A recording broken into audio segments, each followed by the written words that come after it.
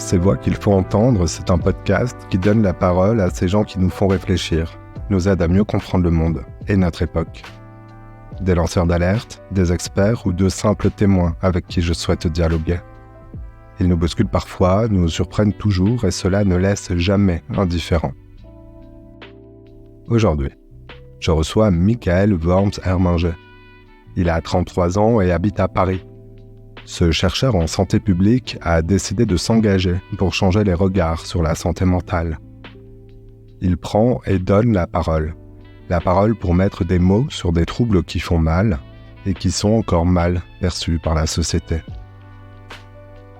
Il relève un paradoxe. On n'a jamais autant parlé de santé mentale qu'à notre époque, et pourtant, on entend peu la souffrance, on voit peu l'humain derrière les listes de symptômes. Alors Michael explique, décrypte et ouvre des perspectives.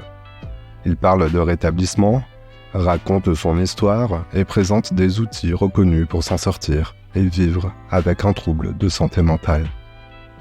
Une situation qui concerne un Français sur 5, une personne sur 8 dans le monde. Alors parlons des personnes derrière les chiffres. Je m'appelle Simon Icard et vous souhaite la bienvenue dans ce nouvel épisode.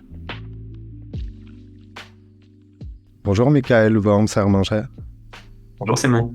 Tout au long de cet épisode, on va entendre ton histoire et le sens que tu lui as donné. C'est le témoignage d'un chercheur en sciences cognitives, spécialiste en santé publique, qui s'est engagé sur le sujet de la santé mentale. On va voir pourquoi tu as à cœur de briser les tabous qui subsistent sur les troubles et les maladies psychiatriques. Tu es le créateur du podcast Les mots bleus et tu as écrit « Vivre avec un trouble de santé mentale, les mots pour le dire, les outils pour s'en sortir ». Le titre parle tout seul, ça va être le thème de notre épisode. C'est un livre paru aux éditions Marabout dans lequel tu te confies sur ton parcours, sur ta vie avec la maladie et aussi tu délivres des notions essentielles pour mieux comprendre ces questions. Ton livre porte un message, celui du possible rétablissement. C'est aussi un appel à changer les regards. Voilà, en quelque sorte, le sommaire de notre émission. Mais d'abord, Michael, tu sais, on veut toujours en savoir un peu plus sur l'histoire de nos invités avant qu'ils se présentent à ce micro. Est-ce que tu peux nous parler un peu de ton milieu social, de la composition de ta famille ? Tu as grandi où ? C'était en France ? Ouais, j'ai grandi en France, j'ai grandi à la frontière franco-allemande, donc voilà, c'était presque en Allemagne. La frontière traverse la ville. Moi, j'étais très imprégné de culture allemande aussi. Hein. J'ai fait des écoles franco-allemandes. Moi, j'ai appris l'allemand dès la maternelle. Donc voilà, je viens de ce milieu-là, voilà, donc classe moyenne classique pas de province. Pour le coup, aujourd'hui, je suis à Paris. Je suis à Paris. Je fais des études de médecine, de psycho et de santé publique. Donc voilà, donc je travaille comme enseignant, chercheur et consultant. Tu es un scientifique, ton histoire, tu la racontes donc dans ton ouvrage, tu te livres beaucoup dans ce livre, si on peut trouver un sens aussi nouveau à ce mot, mais c'est à chaque fois dans le souci de transmettre, je le disais en introduction, apporter un témoignage sur une notion de santé.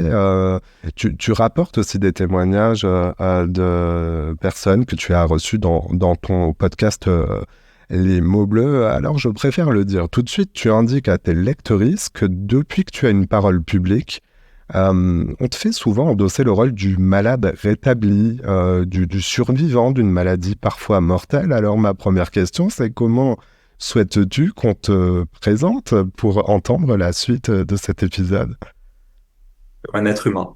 Un être humain. C'est vraiment ça que j'ai à cœur d'avoir comme discours, c'est que on ne se définit pas ni par ses vulnérabilités, ni par ses maladies, ni par sa profession. Voilà, donc c'est vraiment des êtres humains qui sont tous différents. Et donc voilà, j'ai juste envie qu'on me présente comme un être humain. Alors, bienvenue à toi, être humain. Ça fait beaucoup d'êtres humains autour de cette table et derrière les casques dans ce podcast. Merci d'y participer. Peux-tu nous dire à quand remontent les premiers soucis psychologiques dont tu as pu souffrir ?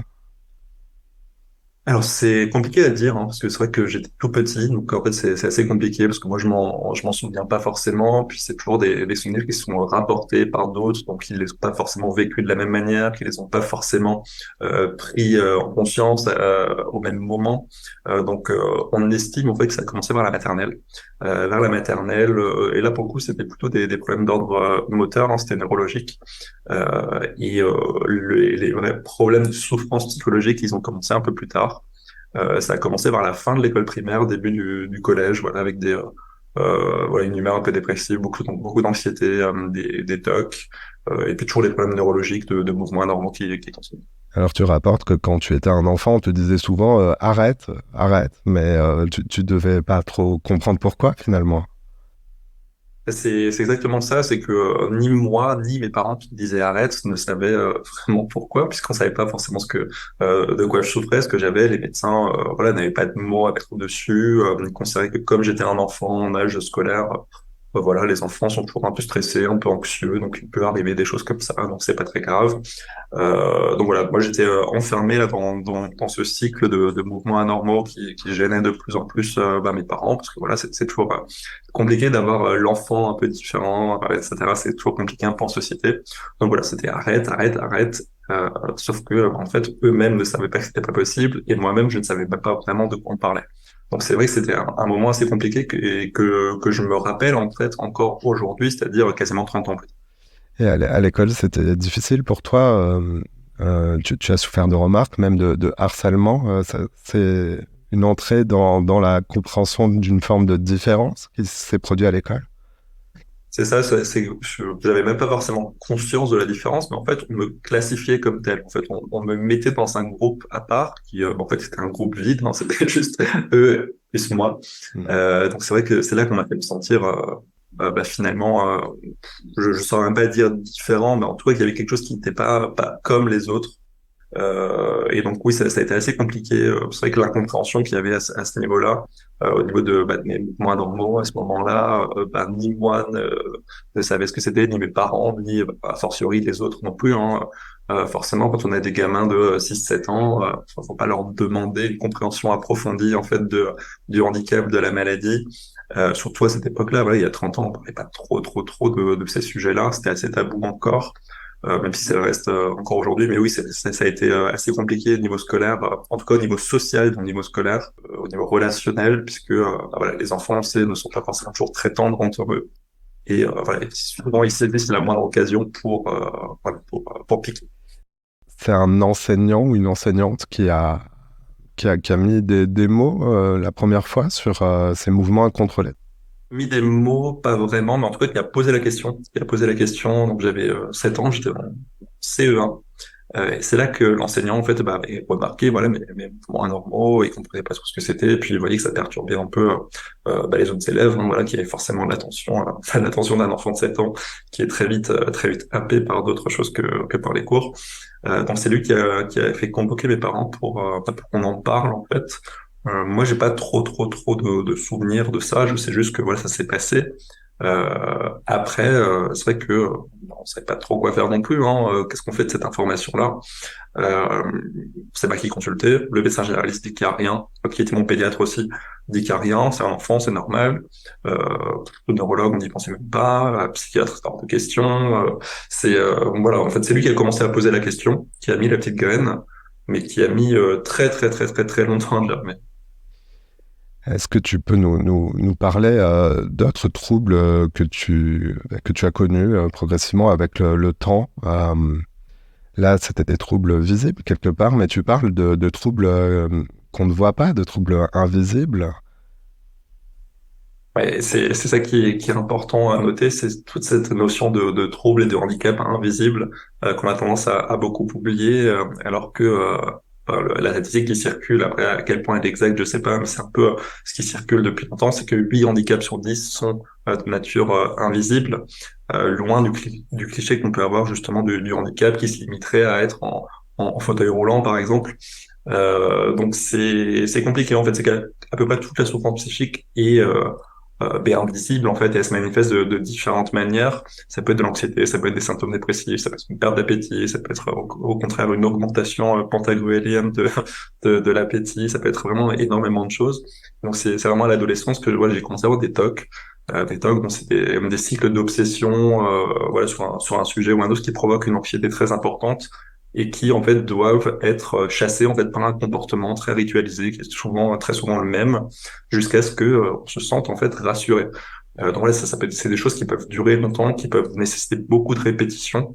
Donc ça, c'est vrai que la souffrance là, elle est invisible en fait, parce que les comportements qu'on met en place, ils sont pas forcément hors du commun. Ça va être des comportements du quotidien. C'est juste que quand il y aura pas trop de regards autour de nous, on va le faire 10 fois au lieu de le faire une fois.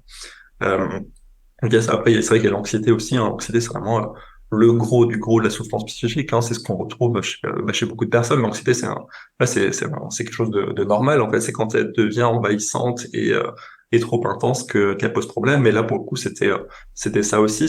J'étais anxieux à tel point que ne serait-ce que le fait d'aller à je sais pas, un événement comme un anniversaire d'un camarade, etc., c'était pas possible, en fait, c'était pas possible. Je stressais tellement avant d'être la personne qui va être moquée, la personne qui va être mise de côté, de pas me sentir à ma place. Donc en fait finalement, je m'excluais de fait parce que j'avais peur qu'on m'exclue. Donc c'est toujours ce cercle vicieux aussi là. Puis après il y a eu d'autres choses qui étaient entre guillemets invisibles, c'est les troubles du comportement alimentaire. Avec une grosse phase d'anorexie restrictive, puis de la boulimie, ensuite de l'hyperphagie. Donc là, c'est vrai que c'est à moitié invisible, parce que c'est vrai que la souffrance, elle est interne, mais le corps change. Le corps change. Mais comme on est dans le déni, souvent on trouve des excuses en fait. On trouve des excuses, on dit oui, mais c'est parce que là j'étais un peu malade, là c'est parce que j'ai fait un peu plus de sport, etc. J'ai pas trop faim parce que c'est l'été, il fait chaud. Là, on est tellement dans le déni, on se rend même pas compte qu'on est malade que certes il y a un changement visible, mais on le justifie. Donc finalement, toute la souffrance elle reste quand même invisible à l'intérieur. Donc voilà, il y a énormément de choses. C'est vrai que c'est le cas de quasiment tous les troubles psy. Hein. Il y a eu la dépression aussi qui allait avec. La dépression, ça se voit pas forcément. On peut très bien aller travailler, faire des sourires toute la journée, rentrer le soir et s'effondrer dans son lit, pleurer toute la nuit. Voilà, c'est quelque chose qui est invisible parce que aussi de nos jours, c'est considéré comme une faiblesse de caractère, quoi. Si t'as une dépression, t'es un fainéant, quoi. T'es un fainéant, tu sais pas ce que tu veux, t'es jamais satisfait. Donc en fait, on se cache, sauf que à en cacher, on n'en parle pas, et en fait, on se cache pas. On n'en parle pas, tu le disais, on le sait pas toujours, entre l'anxiété, par exemple, si on prend l'anxiété, entre cette sensation de malaise qui est normale, mais qui peut du coup s'aggraver et poser un véritable handicap dans sa vie. Euh, D'ailleurs, je crois qu'on parle d'un continuum pour les troubles, il n'y a jamais une case précise, mais pour parler des mots justement que tu as employés, des tics, des tocs, l'anorexie, la dépression, tous ces mots, tu ne les connaissais pas finalement lorsque tu as commencé à être assailli par ces symptômes. Le sujet du diagnostic est arrivé très tard dans ton histoire. Ah, c'est vrai qu'il y a eu beaucoup d'années finalement d'errance en fait diagnostique, puisqu'en fait il n'y avait pas forcément de recherche en fait de diagnostic. Voilà, le médecin disait que c'était normal, puis le reste a passé sous silence, puis c'était plus ou moins ignoré. Donc c'est vrai que moi j'ai commencé à me poser la question un peu au collège. Quand j'étais au collège, quand j'avais 11-12 ans, voilà, ces mouvements sciatiques, en fait, ils commençaient vraiment à me peser. J'avais des douleurs aussi, parce que voilà, des mouvements répétitifs, c'est un peu quand on travaille à la chaîne, à l'usine, en fait, c'est toujours le même mouvement toute la journée, tous les jours. Donc au bout d'un moment, ça fait mal. Donc j'ai commencé à regarder un peu, c'était le tout début d'Internet, c'est le début des années 2000. Il y avait déjà quelques sites médicaux à l'époque. En fait, j'ai trouvé assez facilement en fait que ça s'apparentait à ce qu'on appelle le syndrome de Gilles-Tourette. Voilà, Mhm. c'est la caricature qu'on en a aujourd'hui, c'est pas du tout la réalité de 99% des patients. Mais pour le coup, moi à ce moment-là, j'ai commencé à mettre un mot dessus en me disant bah c'est peut-être ça.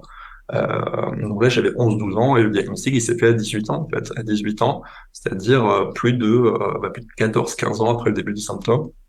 Euh, oui, ça s'est fait assez tardivement. Après, pour la dépression, l'anxiété, c'est vrai que ça fait presque partie de ma personnalité, en fait. C'est tellement ancré, en fait, dans mon fonctionnement depuis toujours que c'est même plus un état pathologique, c'est vraiment un trait de personnalité chez moi, pour le dire de manière caricaturale. Mais les troubles du comportement alimentaire aussi, là j'en ai souffert pendant quasiment 15 ans, en étant dans le délit, sans même me rendre compte, en fait, sans que personne ne s'en rende compte, parce que moi, c'est toujours très très bien camouflé, jusqu'à ce que une crise suicidaire me fasse me prendre en main et regarder en fait la vérité en face, en fait, et de me dire non, il y a un problème, il y a un problème. Et pareil, en fait, une fois que je suis allé consulter un professionnel compétent, en 30 secondes, c'était fait, hein, le diagnostic. Donc là, c'est ça, c'est extrêmement compliqué de trouver la bonne personne, en fait, avec qui ça va passer et avec qui on va réussir à dialoguer. C'est ça un gros enjeu de la consultation en psy avec un psychologue ou un psychiatre, c'est qu'il faut trouver le bon. Il faut trouver le bon, et quand on est dans une situation de souffrance mentale qui peut être assez intense, devoir essayer plusieurs psys, c'est compliqué, hein. C'est compliqué. On peut très vite abandonner si au bout de deux, trois psys, ça s'est pas très bien passé, on peut finir par se dire, bah, en fait, il y a plus personne qui peut rien pour moi. Donc moi, j'ai eu de la chance à ce niveau-là.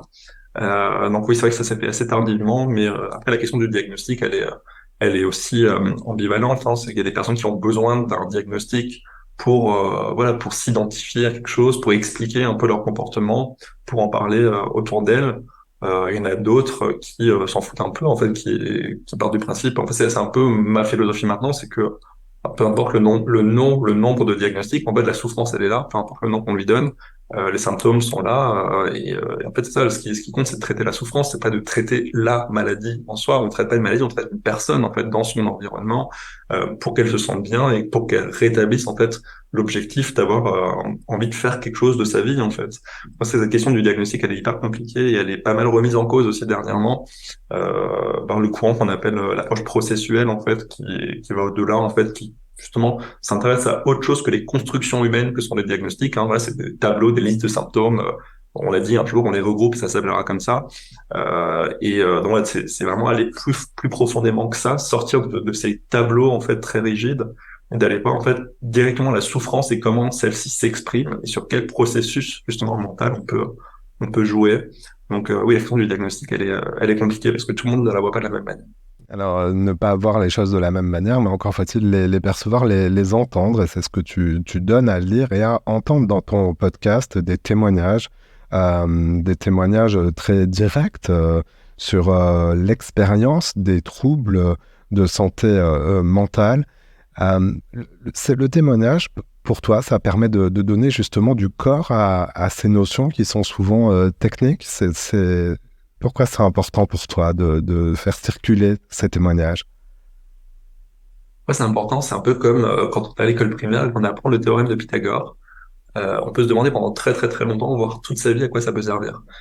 Si on vous dit en fait que ça sert par exemple pour la triangulation des GPS, pour vous localiser, pour les horloges, etc. Dire, ah oui, en fait, peut-être que ça a une utilité, peut-être que c'est pas juste des formules comme ça qu'on nous fait apprendre pour rien.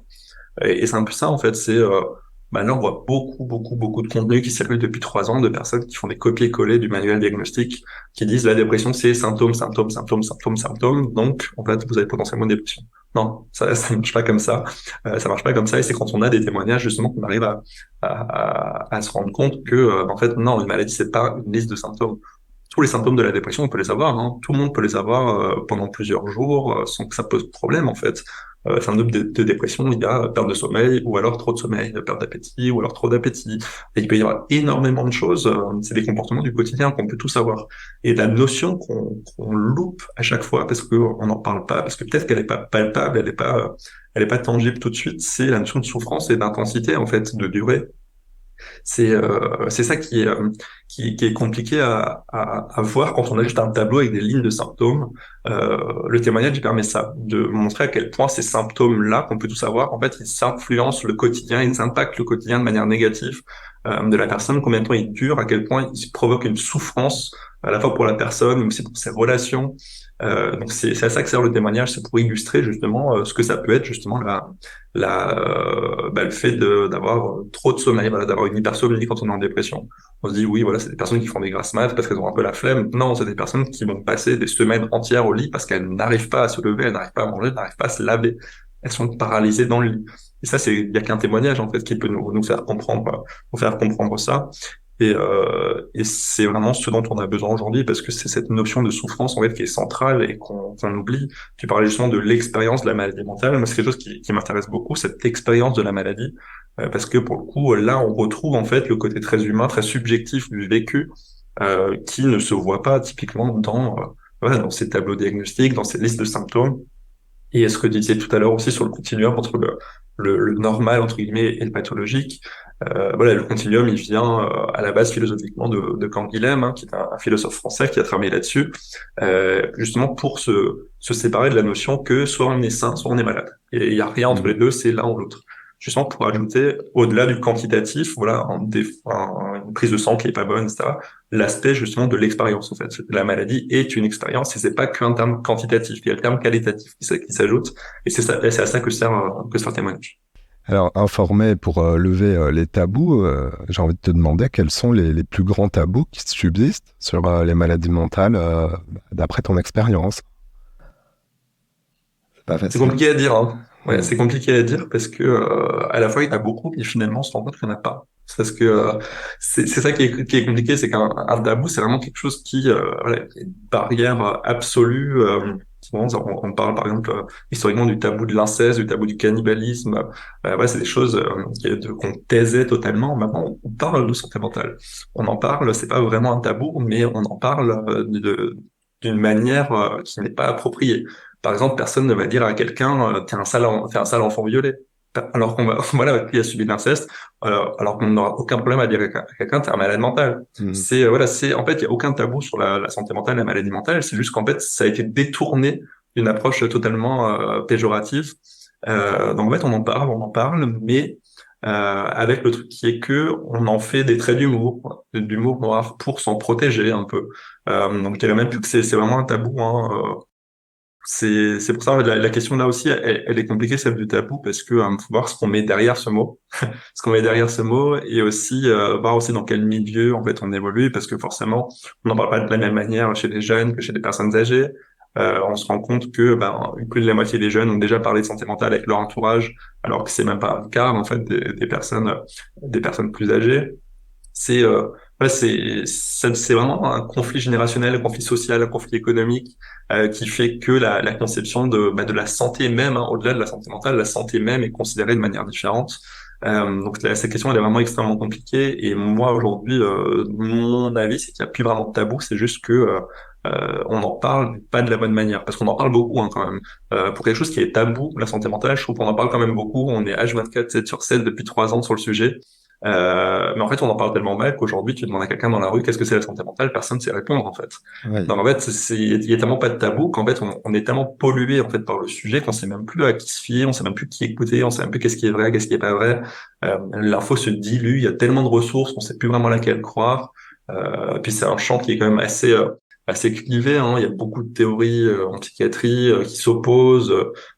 Surtout en France. En France, on a la psychanalyse qui est encore extrêmement prégnante, ce qui n'est pas le cas dans la plupart des pays du monde, qui s'oppose, voilà, à beaucoup de choses, d'innovation, etc. Après, il y a aussi le courant qui est très dogmatique, du neuro, qui explique tout par le cerveau, en négligeant tout ce qu'il y a autour aussi. Ouais, il y a vraiment des approches très dogmatiques qui s'opposent comme ça, qui font que, ok, moi je veux bien m'informer, mais en fait, qui a tort, qui a raison? Sans doute un peu tout le monde. Tout le monde a un peu tort, tout le monde a un peu raison, parce qu'en fait, il n'y a pas de... en science, il n'y a pas de vérité, en fait. Il n'y a pas de vérité. Il y a, à cet instant-là, quelque chose qui fait plus ou moins consensus, parce que beaucoup d'études ont montré que, à ce moment-là, dans ces conditions-là, dans ce contexte historique-là. Mais on sait très bien que demain, ça peut être remis en question. Donc c'est aussi ça qui est compliqué, c'est que on n'aborde pas forcément ce sujet scientifique, plus presque épistémologique, en fait, de se dire... voilà, aujourd'hui, on sait que avoir le sida, ça vient après une infection au VIH qui est pas traitée, etc. Aujourd'hui, c'est beaucoup plus compliqué de dire comment vient un trouble schizophrénique, par exemple. On ne sait pas.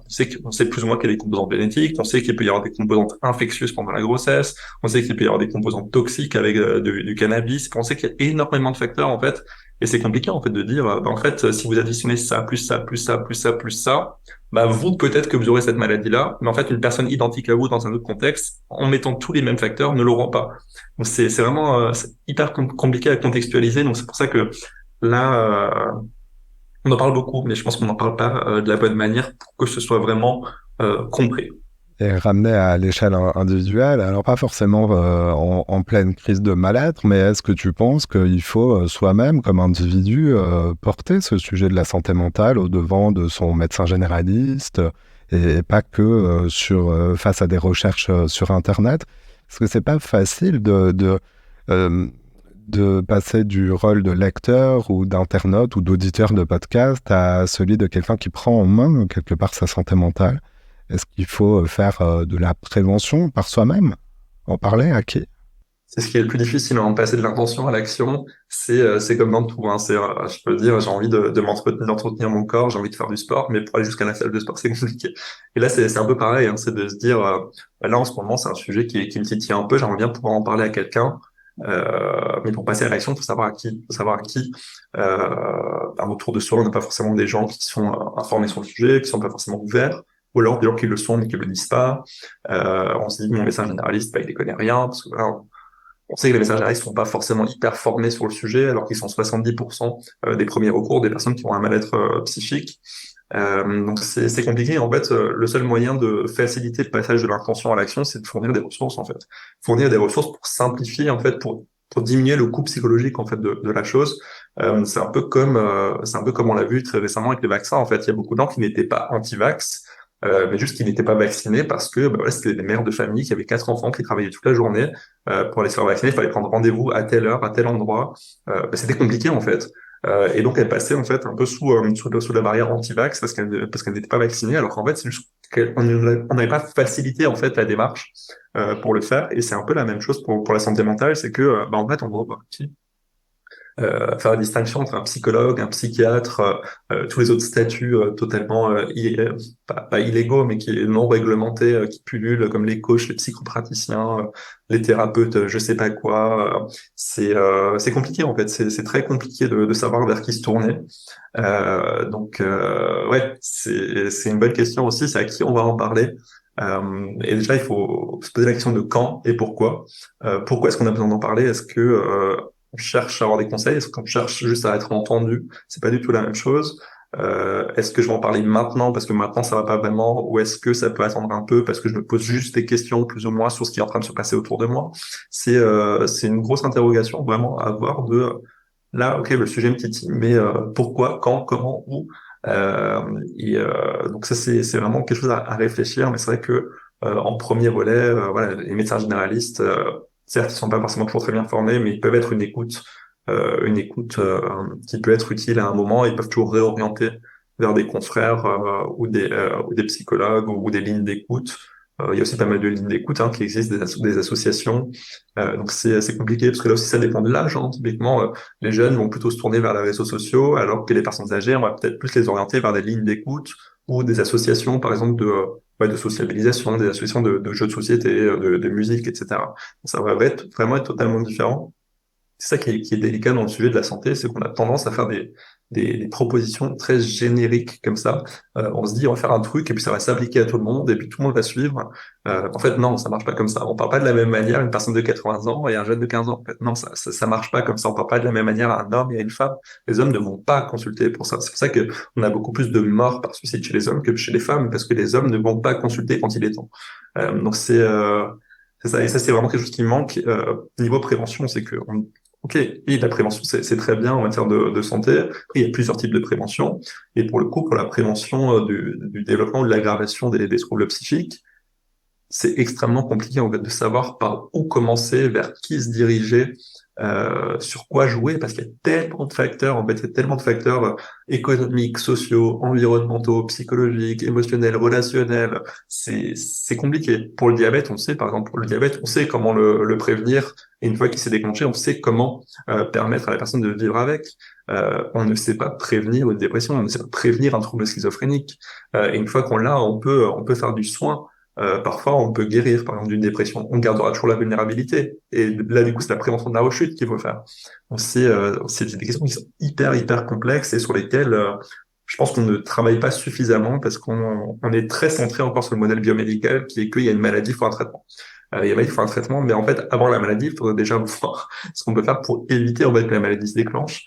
Et une fois qu'il y a le traitement, voir comment vivre avec, parce que le traitement aussi, parfois, il n'est pas toujours très agréable. C'est vrai qu'on fait pas mal de dépistage, de maladies en tout genre, et heureusement, ou même des prises de sang. À certains moments, on fait pas vraiment de bilan de santé mentale ou de bien-être.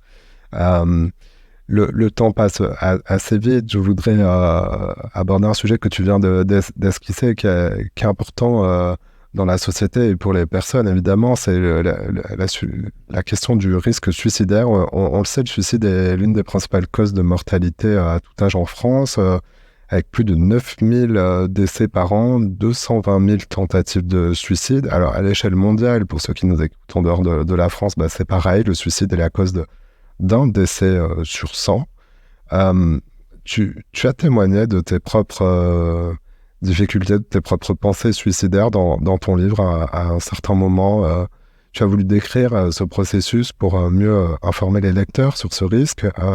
Qu'est-ce qui est important à connaître justement euh, pour, pour soi-même?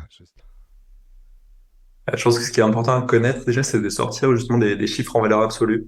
Parce que 9000 personnes, ça parle à personne en fait. Dire il y a 9000 personnes par an qui décèdent par suicide. Ok, 9000, c'est quoi 9000? Pourtant, on connaît tous plus ou moins quelqu'un dans notre entourage qui a eu un accident de voiture.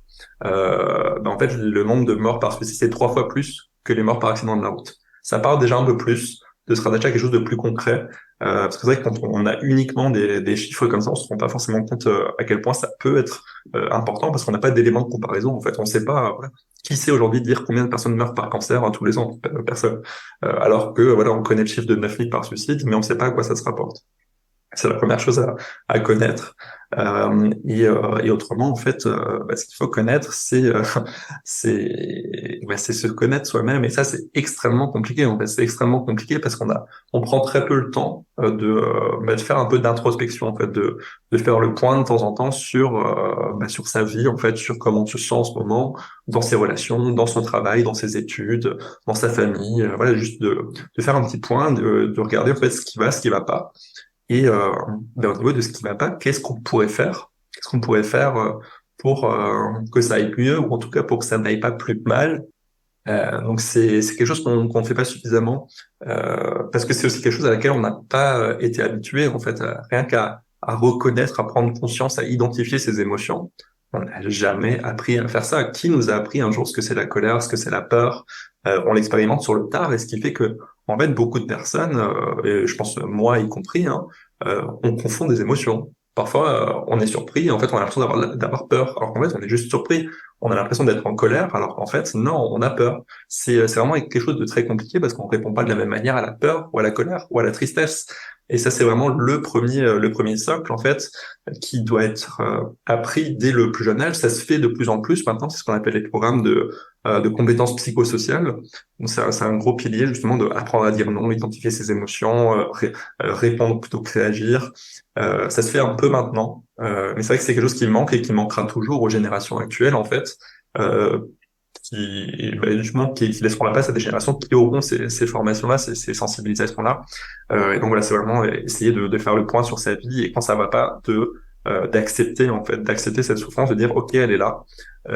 Qu'est-ce que je peux faire? Qu'est-ce que je peux faire? Parce qu'il y a des choses qui existent. Il y a des choses qui existent. Il y a le On va parler 31-14. on va justement parler des Ouais. solutions, les détailler, euh, les prendre une à une parce que tu les abordes dans ton livre et c'est très concret. Sur le sujet du risque suicidaire, tu nous donnes aussi un conseil par rapport à ta propre expérience parce que c'est important, tu dis, de savoir qu'il y a toujours une solution qu'on n'est pas tout seul et tu as matérialisé ça à travers une carte que tu conserves et sur laquelle est affiché le numéro de téléphone qui en France est le 31 14. Est-ce que tu peux nous en dire un peu plus?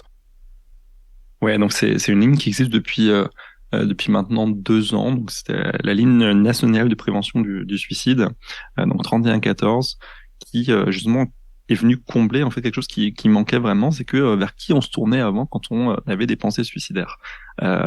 Soit il y avait les urgences au 15, soit il y avait des lignes d'écoute comme SOS Amitié par exemple, mais on avait personne de formé vraiment à la prévention du suicide à l'autre bout de la ligne. Donc là, c'est quelque chose qui est vraiment nouveau en France et qui a vraiment le mérite d'exister. Donc voilà, donc c'est la solution en fait, la première solution qu'on doit avoir en fait en tête quand on se dit là, ok, il y a quelque chose, je sais pas si j'ai voilà, je sais pas si j'ai envie de continuer la vie ou pas. J'ai l'impression de souffrir, de plus pouvoir passer au-delà de la souffrance. Dans ces moments-là, on a l'impression en fait qu'il n'y a plus d'alternative en fait, que c'est voilà, on est condamné à mort en fait, que la souffrance là, elle va ne faire que croître jusqu'à nous absorber en fait. En fait, non, il y a des solutions, c'est juste qu'en fait, elles viennent pas en tête tout de suite, parce que on n'en parle pas forcément assez. Hein. Typiquement, le 31-14, il y a assez peu de personnes aujourd'hui qui le connaissent. Il faut vraiment avoir été exposé à la situation pour qu'on nous les donne ou pour qu'on soit tombé dessus à un moment. Parce qu'il n'y a pas vraiment d'engagement en fait à ce sujet-là de la part des pouvoirs publics pour relayer beaucoup plus largement en fait ces ressources-là. Donc oui, donc c'est une ressource qui est vraiment pas mal, qui existe depuis 2 ans, qui fonctionne très bien, qui se développe partout en France. Parce qu'au départ, il y avait un seul centre, maintenant il y en a de plus en plus, parce que voilà, ils se rendent compte que bah, c'est utile en fait. Il y a beaucoup de personnes qui appellent, que ce soit pour elles-mêmes, que ce soit pour un proche, ou que ce soit pour un patient, parce que c'est aussi ouvert aux professionnels qui ne savent pas comment justement aiguiller une personne en crise suicidaire. Donc voilà, donc toujours à garder en tête le 31-14 quand on a des pensées suicidaires. Et s'il y a vraiment il y a une urgence médicale, si vous êtes vraiment sur le point de passer à l'acte ou si vous êtes passé à l'acte et que vous vous rendez compte que c'était pas ça dont vous aviez envie, voilà, vous vouliez juste aller mieux et vous ne vouliez pas mourir, ce qui est le cas dans quasiment tous les cas, c'est le 15 en fait, c'est le 15 ou le 112. Voilà, merci pour ces numéros, je les mets dans la description de l'épisode. Alors ton livre est sous-titré Les outils pour s'en sortir. Il y en a déjà pas mal que tu nous as indiqués. Tu passes en revue ces outils. Alors il y a les traitements médicamenteux sur lesquels tout le monde n'est pas tout à fait informé. Il y a aussi des a priori là-dessus. Il y a aussi toute une foule de thérapies, pas facile de s'y retrouver là aussi. Euh, Qu'est-ce qui est le plus simple pour savoir dans quelle direction s'orienter? À qui faut-il en parler? Je te repose un peu la même question que tout à l'heure, mais là, c'est dès lors qu'on sait vraiment qu'on recherche de l'aide auprès d'un ou d'une professionnelle. Euh, Tout à l'heure, consulter leur médecin généraliste comme premier recours. Si celui-ci est formé, voilà, il peut bien orienter vers d'autres structures, vers d'autres professionnels. C'est vrai que ça devrait être le premier recours. C'est pour ça que la formation des généralistes sur la santé mentale est vraiment cruciale. Il doit vraiment se développer. Autrement, si vous voulez consulter quelqu'un d'autre qui soit directement spécialisé dans la souffrance psychique, ne consultez personne d'autre que des personnes qui ont un titre réglementé. Donc c'est uniquement les psychiatres et les psychologues.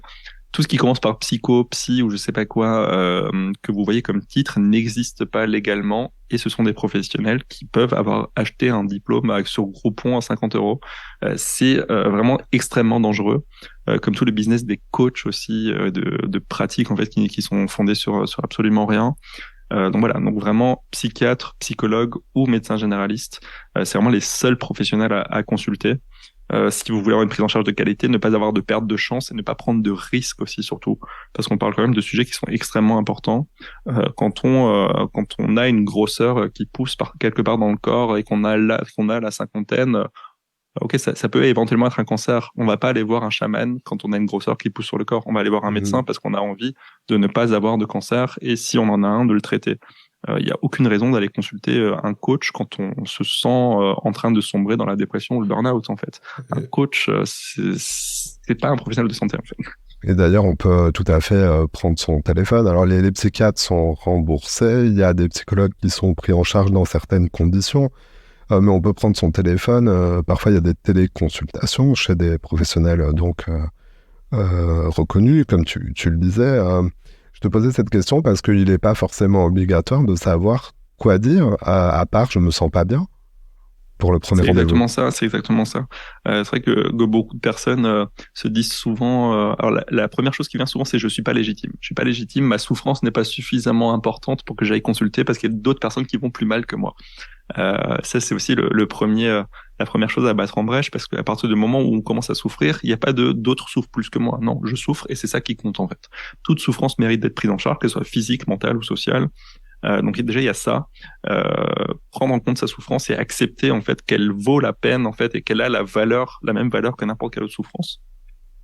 Donc il y a ça et puis après c'est vrai que sur le reste en fait la personne en fait est formée en fait à son métier, elle est formée à la prise en charge de la souffrance, donc il n'y a pas forcément besoin de dire autre chose hein. Quand on va chez le médecin parce qu'on a mal au ventre, on dit j'ai mal au ventre, j'ai mal là, et puis voilà, c'est le médecin qui fait son travail derrière, qui demande des examens ou autre, parce que voilà, il est formé à savoir ce qui peut se passer. Et là c'est pareil en fait, on va chez un psychiatre, chez un psychologue en disant en ce moment je vais pas bien. Et puis voilà, c'est la personne professionnelle qui, elle, va mener l'entretien pour essayer d'identifier, en fait, à vous poser des questions sur votre travail, sur vos relations, sur votre couple, sur vos enfants, etc. Et c'est là, en fait, que vous allez vous-même, en fait, mettre le doigt sur des choses, parce que le psychiatre ou le psychologue, ils sont pas là pour faire le travail à votre place, ils sont là pour vous accompagner sur un chemin. Et c'est vraiment une relation de collaboration, en fait, entre le psychologue, le psychiatre et le patient. C'est que le psychologue, le psychiatre, il va essayer de vous guider justement vers le mieux-être. Et en fait, pour ça, il va vous aider à identifier les points d'achoppement pour vous aider en fait à passer au-delà et à lisser un peu les angles pour que ça puisse aller mieux. Merci pour ces questions, parce que c'est vrai que je pense que c'est une question que tout le monde peut se poser. Comment ça se passe une fois qu'on a téléphoné? Qu'est-ce qui se passe après, dès le premier rendez-vous? Alors, on l'a compris, et puis certains auditeuristes ont dû reconnaître ta voix dès les premières minutes. Tu es le créateur d'un podcast qui est très écouté. Je viens de lire que tu as dépassé les 300 000 écoutes avec le podcast Les mots bleus, MAUX. Là aussi, c'est donc des mots pour le dire. Est-ce que tu peux nous en dire un peu plus, et notamment sur comment tu construis tes épisodes du podcast des mots bleus? Le témoignage est absolument central, mais quelle est ta ligne directrice? Alors ma ligne directrice, c'est vraiment de partager l'expérience de la personne, de relayer en fait quelque chose d'humain. Ce qui manque souvent en fait, parce qu'il y a quelques podcasts qui existent sur les maladies mentales. Et c'est vrai que ça reste toujours très scolaire, très universitaire. On cherche à mettre en avant voilà ce symptôme, ce symptôme, ce symptôme, et puis au final, on n'a pas forcément appris grand-chose du processus pathologique en soi. C'est un peu le problème qui se pose aujourd'hui avec des formats courts. Quand on veut faire un format qui attire l'attention, on va faire un format de 1 minute 30, 2 minutes. Vous voulez dire quoi sur les troubles schizophréniques en 1 minute 30? C'est même pas le temps qu'il faut pour faire une première phrase, en fait, pour commencer à en parler. Donc voilà, nous, c'est vraiment ça, c'est notre ligne directrice, c'est de partager, en fait, une expérience complète, sans phare, parce que la personne se livre, voilà, de tout ce qu'elle n'a pas envie de dire, on l'enlève, bien entendu. Mais c'est vraiment ça, en fait, il n'y a pas d'autre ligne directrice. C'est que la personne voilà, nous contacte en amont, nous dit j'ai écouté tel épisode, ça m'a beaucoup parlé, j'aimerais bien témoigner de ma situation, parce que depuis quelques années, voilà, etc. Et en fait, on leur dit ok, on se rencontre. Donc on convient d'une date, on se rencontre, on papote, puis on enregistre, puis on repapote après. Voilà, donc c'est ça, c'est vraiment... moi, je considère pas ce podcast comme un simple médium. En fait, c'est pas comme j'ai pu participer à d'autres podcasts avant où voilà la personne venait, on enregistrait, puis j'avais plus jamais de nouvelles, l'épisode sortait et puis voilà. Nous, c'est vraiment pas ça. On crée vraiment une communauté autour. En fait, on est en contact avec toutes les personnes qui sont intervenues. On a un groupe WhatsApp, on se voit régulièrement, on fait des apéros, on fait des pique-niques.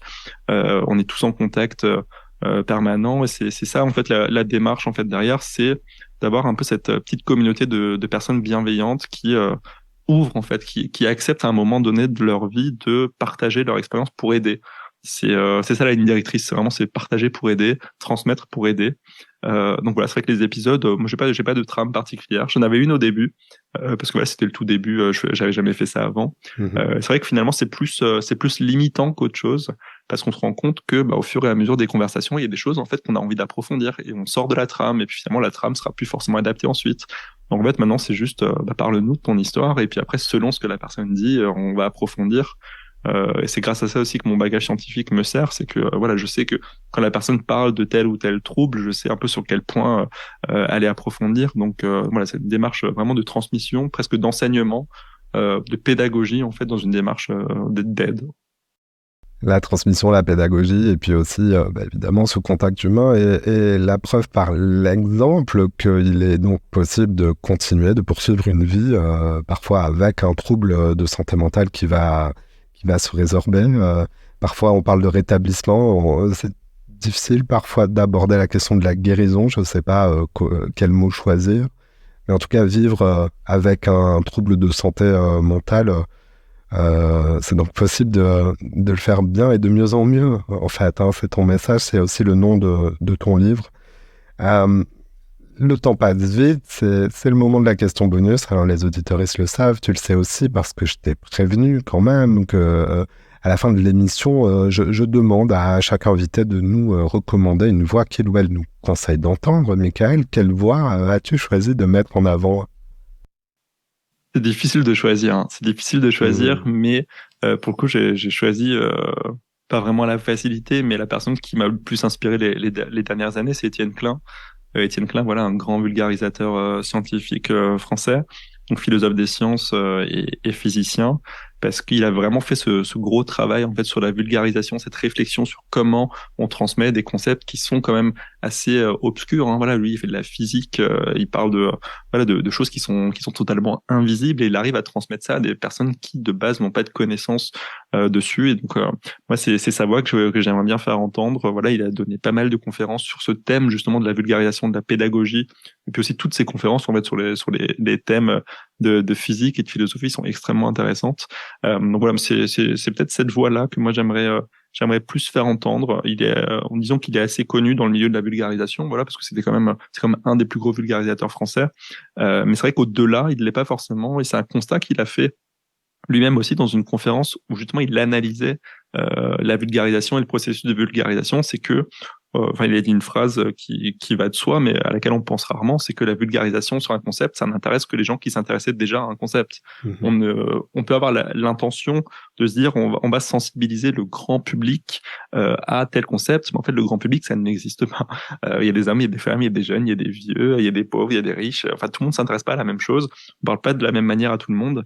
Et c'est vrai que si on s'en fout totalement de l'origine de l'univers, jamais de la vie, on ira sur YouTube ou sur Google chercher quelque chose sur l'origine de l'univers, vulgarisé ou pas. Si on s'en fout, on s'en fout.